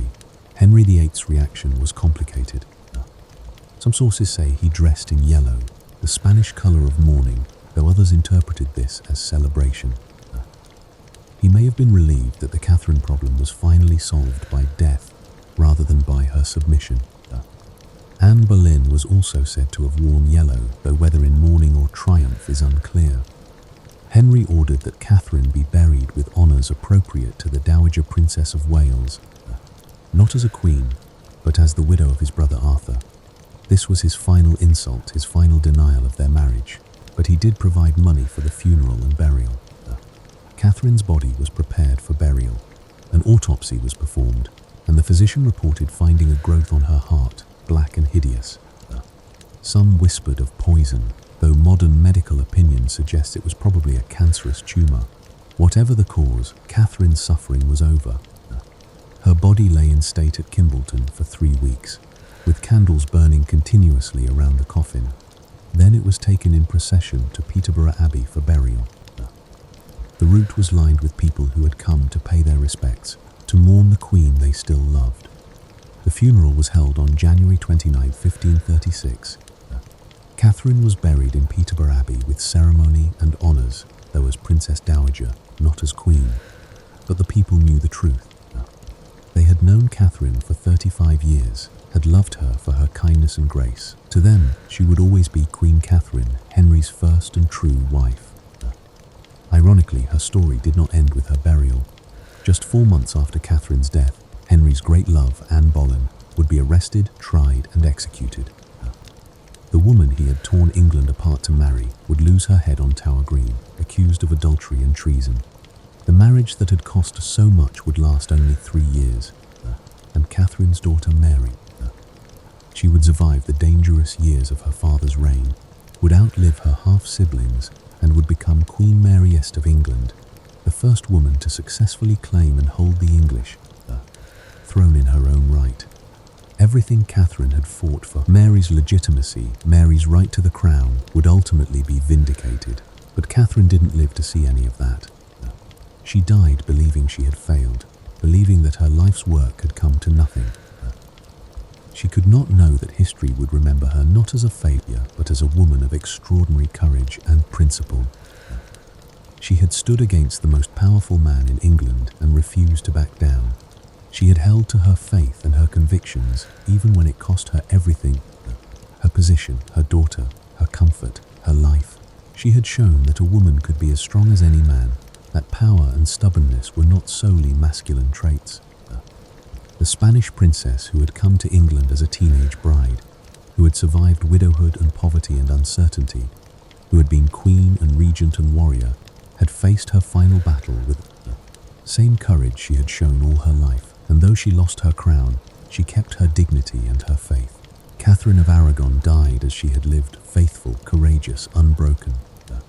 She had been betrayed by the man she loved, discarded for a younger woman, stripped of everything she held dear. But she had never given up, never admitted defeat, never accepted the lies that were told about her. In the cold chapel at Kimbolton with her dearest friend holding her hand, Catherine left this world. She had fought the good fight, she had kept the faith, and now at last she could rest. The news of Catherine's death spread through England like ripples across still water. In the great houses and the small cottages, people heard that their beloved queen had died. The queen they had known for 35 years, the Spanish princess who had become so thoroughly English in all but birth. They mourned her, not because Henry commanded it. He did not. Not because protocol required it. Officially, she had died as merely the Dowager Princess of Wales. They mourned her because they had loved her, because she had been good and kind, because she had been wronged. In the markets and alehouses, in the churches and on the streets, people spoke of Catherine. They remembered how she had ridden north to face the Scottish invasion, how she had defended the realm when Henry was in France. They remembered her charity, the way she had given to the poor, visited the sick, provided for those in need. They remembered her dignity, even in exile, even in humiliation. The common people of England had understood what was happening far better than the courtiers who danced attendance on Anne Boleyn. They knew that their old queen had been cast aside, not because of any fault of her own, not because her marriage was invalid, but because she couldn't give the king a son, and because a younger woman had caught his eye. It was an injustice, plain and simple, and the people had not forgotten. Catherine's funeral procession from Kimbolton to Peterborough was lined with crowds. Despite the winter cold, despite the official position that Catherine was not queen, people came out to pay their respects. They stood in silence as the coffin passed. Some wept openly. Some called out prayers for her soul. Some simply bowed their heads in acknowledgement of a life well lived, a battle well fought. At Peterborough Abbey, where Catherine was to be buried, the ceremony was conducted with the honours due to a Dowager Princess of Wales. Black cloth draped the church. Candles burned around the coffin. Nobles attended, dressed in mourning. Princess Mary's cousin, Lady Eleanor Brandon, served as chief mourner, standing in for Mary herself, who was not permitted to attend her own mother's funeral. The service was Catholic, of course, though England was already pulling away from Rome. Prayers were said in Latin, incense burned, the old rituals were observed. Catherine would have wanted it that way. She had lived as a devout Catholic, and she was laid to rest in the faith that had sustained her through all her trials. Her tomb was marked simply, the Dowager Princess of Wales. It was the title she had always refused, the title that denied her 24 years as Henry's wife and England's queen. But the people knew better. To them, she would always be Queen Catherine. In the decades and centuries that followed, Catherine's grave became a place of pilgrimage of sorts. People would visit, leaving flowers, saying prayers. Her story was told and retold. The Spanish princess who had become queen, who had been betrayed, but stood firm in her faith and her convictions. But Catherine's story didn't end with her death and burial.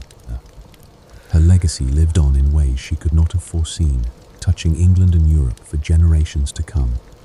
The most immediate and obvious part of her legacy was the English Reformation itself. Catherine's refusal to accept the annulment had been the catalyst for Henry's break with Rome. If she had agreed to go to a convent, if she had accepted the title of Dowager Princess, if she had made things easy for Henry, the history of England might have been very different. But Catherine had refused, and her refusal had forced Henry into increasingly desperate measures. When the Pope would not grant an annulment, Henry had to find another way. And that way was to reject the Pope's authority entirely, to declare himself supreme head of the Church in England, to create what would eventually become the Church of England. This was revolutionary. For 1,000 years, England had been part of the Catholic Church, spiritually subject to Rome. Now it was independent, charting its own religious course. Monasteries were dissolved, their wealth seized by the crown. Traditional Catholic practices were questioned, modified, sometimes forbidden. The Bible was translated into English so common people could read it themselves. The religious changes that flowed from Henry's break with Rome would continue long after his death. His son Edward VI would push England further toward Protestantism. His daughter Mary would try to return England to Catholicism. His daughter Elizabeth would establish a moderate Protestant settlement that would become the foundation of the Church of England as it exists today. All of this, the religious upheaval, the theological debates, the persecutions and martyrdoms, the fundamental reshaping of English religion and culture, all of it could be traced back in some way to Catherine's refusal to step aside. She hadn't wanted to cause a religious revolution. She had simply insisted on the truth of her marriage, on her right to be queen, on her daughter's legitimacy, but the consequences of her stand were enormous, far-reaching, world-changing. Think about it for a moment. Catherine, a woman with no army, no political power in the traditional sense, no way to enforce her will. This woman changed the course of history. Not through violence or conquest, not through wealth or political maneuvering, but simply by refusing to lie, by insisting on what she knew to be true. It's an extraordinary example of how one person's integrity can ripple out through time, affecting millions of lives, shaping nations, altering the course of religious history. Catherine probably didn't think of herself as changing the world. She was simply defending her marriage, her daughter, her faith. But in doing so, she became one of the most consequential figures of the 16th century. Her legacy continued in more personal ways as well. Her daughter Mary was perhaps the most direct and poignant part of Catherine's legacy. Mary had been just 10 years old when her parents' marriage began to fall apart. She had been 17 when they were separated. She had been 20 when her mother died. Through all those years, Mary had watched her mother suffer, had shared in that suffering, had been forbidden to see Catherine, had been declared illegitimate, had been stripped of her title as princess. Mary had never wavered in her loyalty to her mother.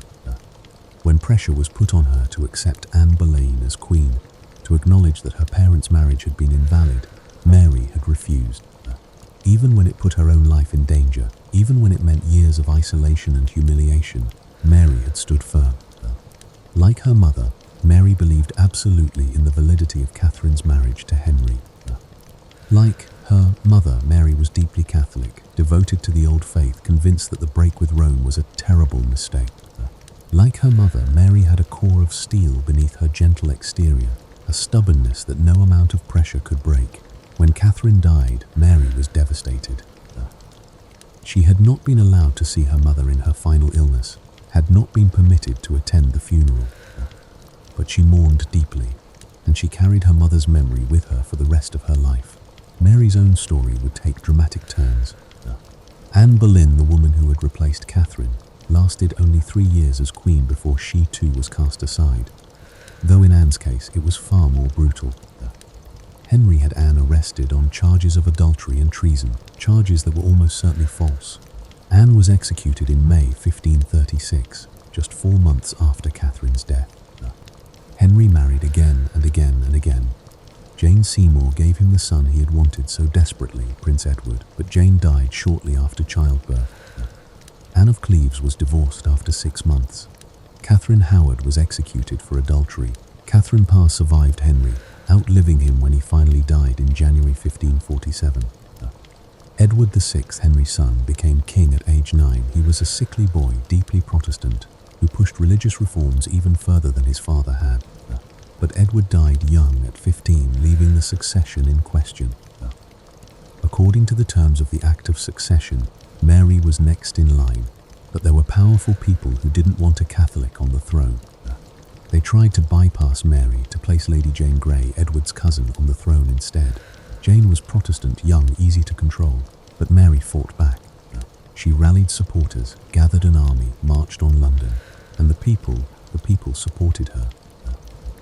They remembered her mother, remembered the injustice done to Catherine, and they wanted Mary to have what was rightfully hers. In July 1553, Mary entered London in triumph. Jane Grey was deposed after just 9 days as queen. Mary was crowned at Westminster Abbey, becoming the first woman to successfully claim and hold the English throne in her own right. Everything Catherine had believed, that women could rule, that Mary was the legitimate heir, that right would eventually triumph, it was all vindicated. Mary's reign was troubled and controversial. She tried to restore Catholicism to England, and in the process, she persecuted Protestants, earning herself the nickname Bloody Mary that history would never forget. She married Philip II of Spain, her mother's great nephew, hoping to have children and secure the Catholic succession. But like her mother, Mary struggled with pregnancy. She suffered what were probably phantom pregnancies, her desperate desire for a child creating symptoms that mimicked pregnancy but resulted in nothing. Mary died childless in 1558, after just 5 years on the throne.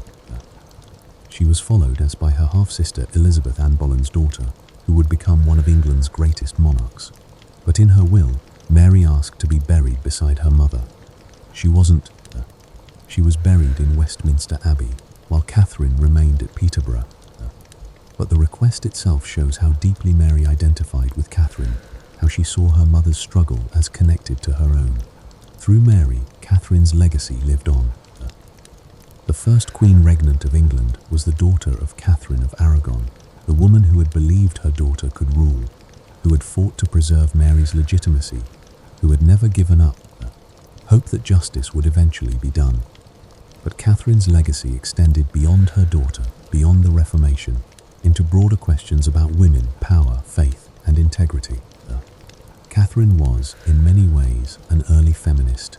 though she would never have used that word or thought of herself in those terms. But consider what she accomplished and what she stood for. She was the first female ambassador in European history, representing Spain in England when she was barely in her 20s. She served as regent of England, ruling the kingdom in Henry's absence, making military decisions that led to a major victory. She commanded respect from the greatest scholars of her age: Erasmus, Thomas More, Juan Luis Vives, men who admired her intelligence and learning. She believed passionately in education for women. She ensured that her daughter received a rigorous education in languages, philosophy, theology, subjects usually reserved for boys. She commissioned a treatise on women's education that argued, controversially for the time, that all women, regardless of class, deserved to be educated. She refused to be passive when her marriage was attacked. She served as her own legal counsel when she realized her advisors were too afraid of Henry to represent her properly. She outmaneuvered the king at every turn for years, using her intelligence and knowledge of law to counter his arguments. She stood up to the most powerful man in England, indeed, one of the most powerful men in Europe, and refused to back down. She didn't have an army. She didn't have independent wealth. She had her wits, her faith, and her conviction that she was right. And she used them to fight a battle that lasted years, that captured the attention of all Europe, that made kings and popes take notice.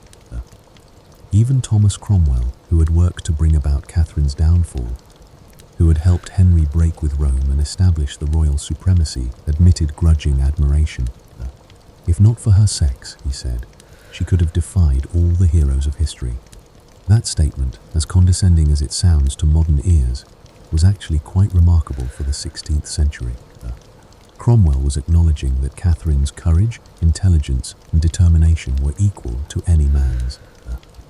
The only thing that held her back was the accident of her gender, the fact that women in that era had limited power and options. But Catherine had pushed against those limitations as far as anyone could. She had shown that women could be warriors, could be diplomats, could be scholars, could be leaders.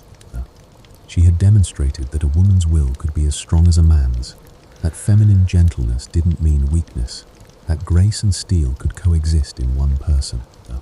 Her example resonated through the centuries. When later generations fought for women's rights, for women's education, for women's political participation, they could look back at Catherine and see a woman who had refused to be silenced, who had insisted on her dignity and her rights even when the whole world seemed arrayed against her. Catherine's faith was also central to her legacy. She was deeply, genuinely devout. Her Catholicism wasn't just a political position or a cultural identity. It was the core of who she was. She prayed for hours every day. She attended Mass daily. She fasted, wore a hair shirt, supported religious institutions. Her faith sustained her through loss, grief, betrayal, exile, and importantly, her faith gave her moral clarity. She believed that her marriage to Henry was sacred, blessed by God and the Church. Therefore, no earthly power, not even a king, could dissolve it. This wasn't stubbornness or political calculation. This was faith. She genuinely believed that to deny her marriage would be to sin, to lie, to offend God. This kind of faith, absolute, unshakable, willing to sacrifice everything rather than compromise, is rare. It can be admirable or troubling depending on one's perspective, but it was undeniably powerful.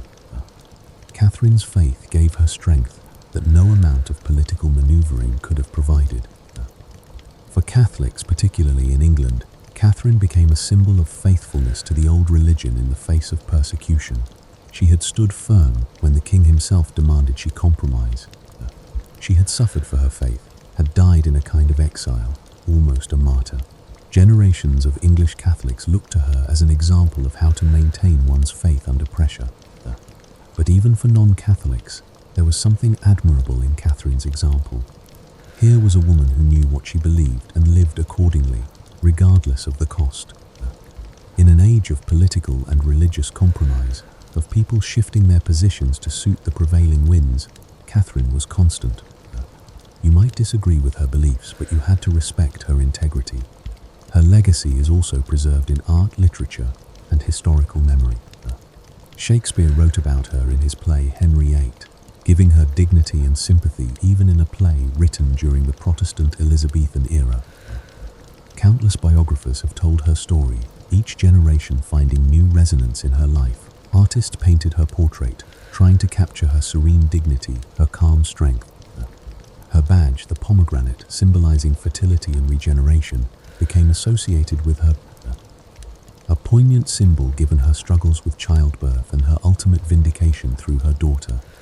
Her grave at Peterborough became a site of remembrance. Over the centuries, it was enhanced and honored. In the 20th century, Queen Mary of Teck, wife of George V, had the grave upgraded and added banners denoting Catherine as a Queen of England.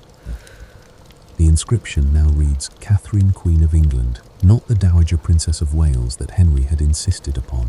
Every year, Peterborough Cathedral holds a service in Catherine's memory. People come to lay flowers on her grave, to leave pomegranates to honor a woman who lived almost 500 years ago, but whose story still resonates. The Spanish ambassador to the United Kingdom has attended these commemorations, acknowledging Catherine as a link between Britain and Spain. There's something deeply moving about this continued remembrance. Catherine has been dead for nearly 500 years, and yet people still honor her, still feel connected to her story, still find inspiration in her life. That's a legacy that transcends time. But what does Catherine's story mean for us today? Why should we, living in the 21st century, care about a Spanish princess who died in 1536? There are many reasons, I think. Catherine's story speaks to universal human experiences and timeless themes that remain relevant no matter how much the world changes. Her story is about resilience in the face of adversity. Think about what Catherine endured. She lost her first husband when she was just 16. She spent 7 years in poverty and uncertainty, not knowing if she would ever marry or have to return to Spain in disgrace. She married Henry and became queen, only to suffer repeated pregnancy losses, each one a personal tragedy and a political disaster. She was betrayed by the husband she loved, publicly humiliated, separated from her daughter, stripped of her title and position, sent into exile, and died alone except for a few faithful friends. Any one of these trials would test a person's strength. Catherine faced all of them and she never broke. She never gave up. She never admitted defeat. She maintained her dignity, her faith, her sense of who she was. That kind of resilience is inspiring in any age. Life knocks us down, sometimes repeatedly. Catherine's example reminds us that we can get back up, that we can endure, that strength isn't about never falling but about rising again. Her story is about integrity and conviction. In our modern world, where moral relativism is common, where people often shift their positions based on convenience or social pressure, Catherine's absolute commitment to what she believed was right is striking. She knew what she believed, and she would not compromise those beliefs for comfort, safety, or political advantage. Now, you might not agree with all of Catherine's beliefs. You might think her refusal to accept the annulment was stubborn or misguided. But there's something admirable about someone who lives according to their principles, who pays the price for their convictions without complaint or self-pity. In an age where public figures often seem to say whatever is expedient, where truth can feel negotiable, where people abandon their stated values at the first sign of pressure, Catherine's example of unwavering integrity has real power. It challenges us to think about what we really believe and whether we would be willing to stand by those beliefs if it cost us something. Her story is about the power of the powerless. Catherine had no army, no independent income, no political office. By all the traditional measures of power in the 16th century, she was weak. She was a woman in a man's world, a foreigner in England, dependent on the king for everything, and yet she fought the King of England to a standstill for years. She couldn't ultimately prevent the annulment or the break with Rome, but she made it far more difficult than Henry had ever anticipated. She used the weapons available to her: intelligence, eloquence, moral authority, public sympathy, diplomatic connections, and she wielded them brilliantly. This speaks to anyone who has ever felt powerless, who has faced an opponent with all the advantages, who has wondered how to fight when you have nothing.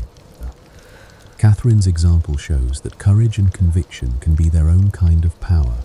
that moral authority can challenge political authority, that one person standing firm can make a difference. Her story is about the price of truth-telling. Catherine insisted on telling the truth about her marriage, about her virginity when she married Henry, about the validity of their union.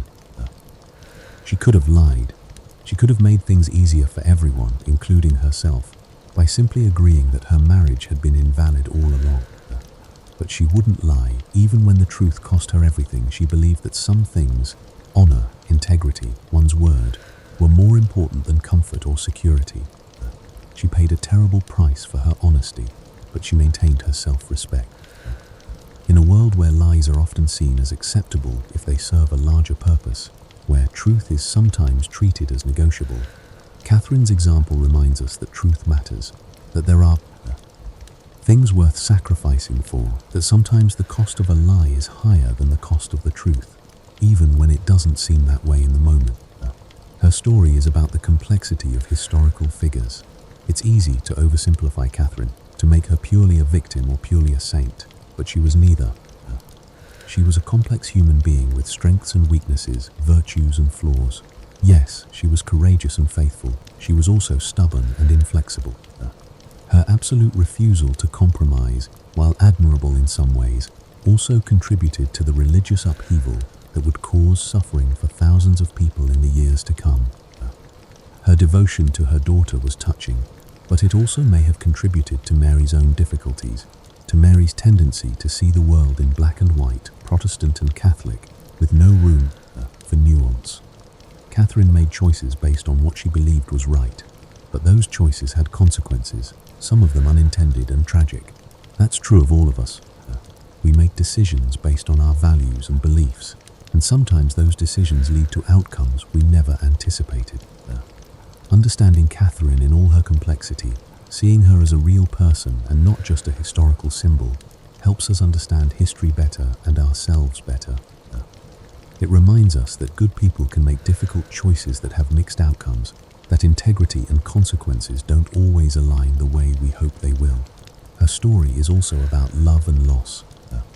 Beneath all the politics and theology and historical significance, Catherine's story is a deeply human one. She loved Henry. She had loved him as a young woman, when he was the Golden Prince who rescued her from years of poverty and uncertainty. She had been happy with him in the early years of their marriage, when they shared interests and ambitions, when the future seemed bright, and then that love was betrayed. Henry turned away from her, not because she had done anything wrong, but because she couldn't give him what he wanted, and because someone younger had caught his eye. The pain of that betrayal echoes through Catherine's letters, through her speeches, through the accounts of those who knew her. Who among us hasn't experienced some form of betrayal or loss? Who hasn't felt the pain of a relationship that ended, of love that wasn't returned or sustained, of dreams that didn't come true? Catherine's emotional journey, from hope to disappointment to grief to acceptance, is one that many people can relate to on a personal level. And yet, even in her pain, Catherine maintained her compassion. She never spoke bitterly of Henry. She prayed for his soul. In her final letter, she told him that her eyes desired him above all things. There was forgiveness in her heart, even after everything he had done to her. That kind of grace in the face of betrayal is extraordinary. It doesn't mean accepting mistreatment or staying in a harmful situation. Catherine didn't do that. But it means not letting bitterness poison your soul, not giving in to hatred even when you have every right to feel it. That's a lesson that transcends centuries and cultures.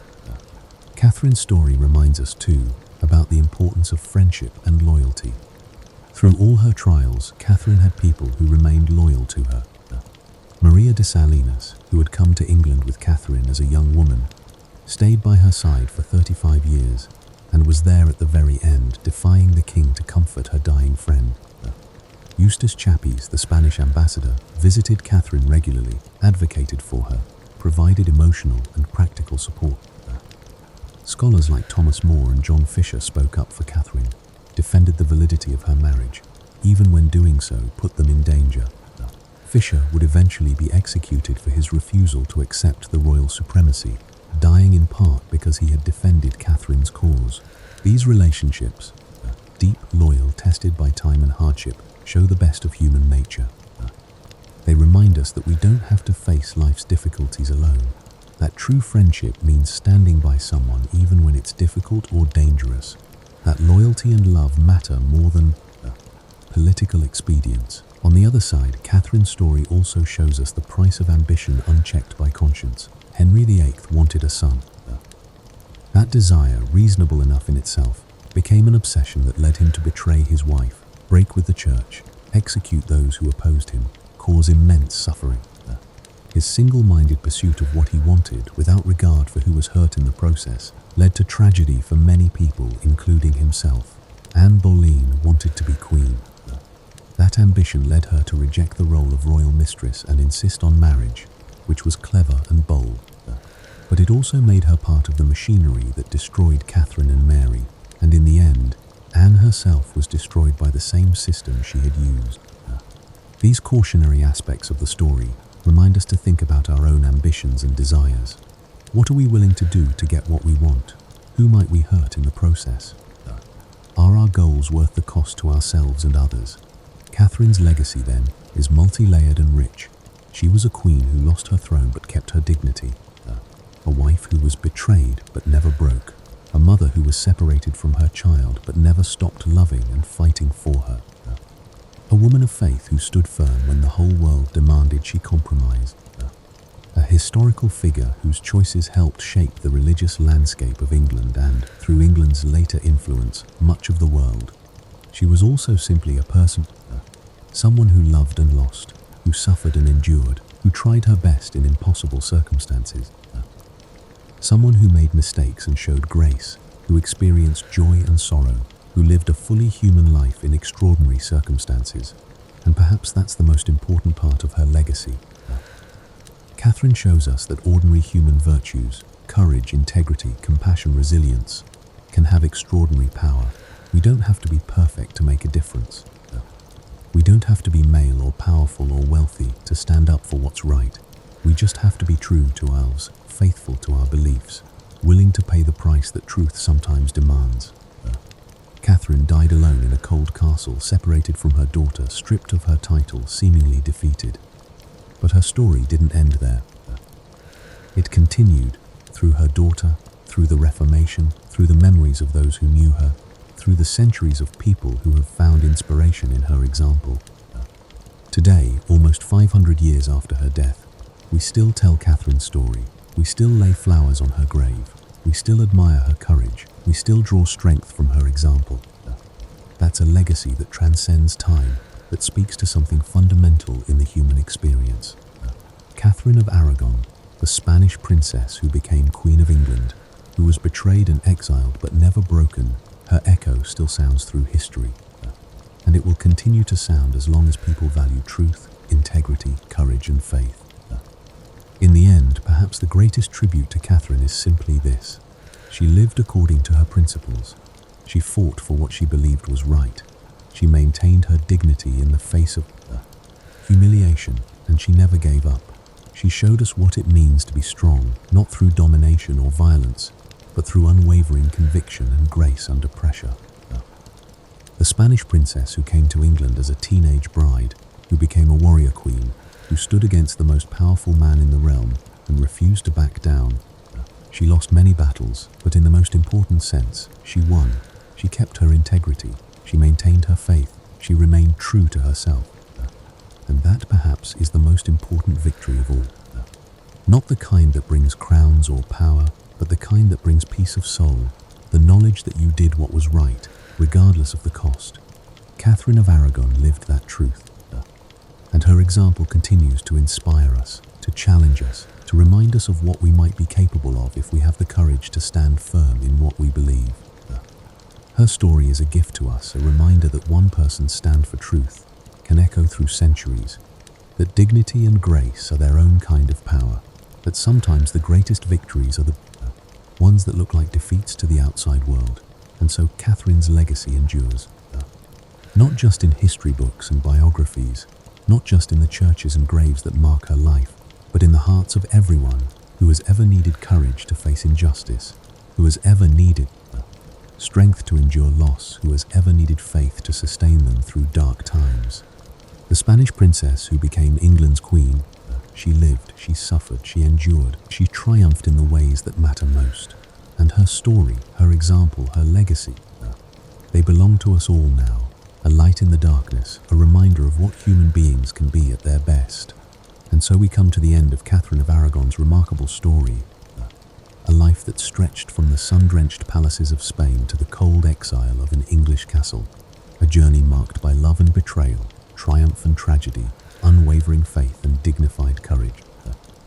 Catherine's story reminds us that history isn't just about kings and battles and political movements. It's about people, real, complex, flawed, courageous people who lived and loved and struggled, who made choices that rippled out through time in ways they could never have imagined.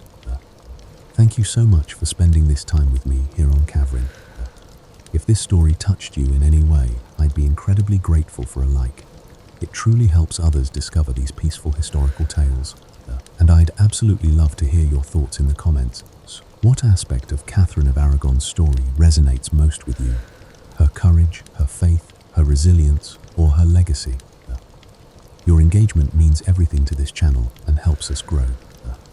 If you haven't subscribed yet, please consider joining our community of sleepy history lovers. We have so many more fascinating stories waiting to be told, more remarkable lives to explore, more gentle journeys through time. May Catherine's example stay with you, her courage in facing injustice, her grace under pressure, her refusal to compromise her principles. May you remember that one person standing firm in what they believe can change the world in ways seen and unseen. Sleep well, dear friend. And may Catherine of Aragon's story stay with you in your dreams, a reminder that dignity and faith can triumph even in the darkest circumstances. Until next time, good night from Kavrin.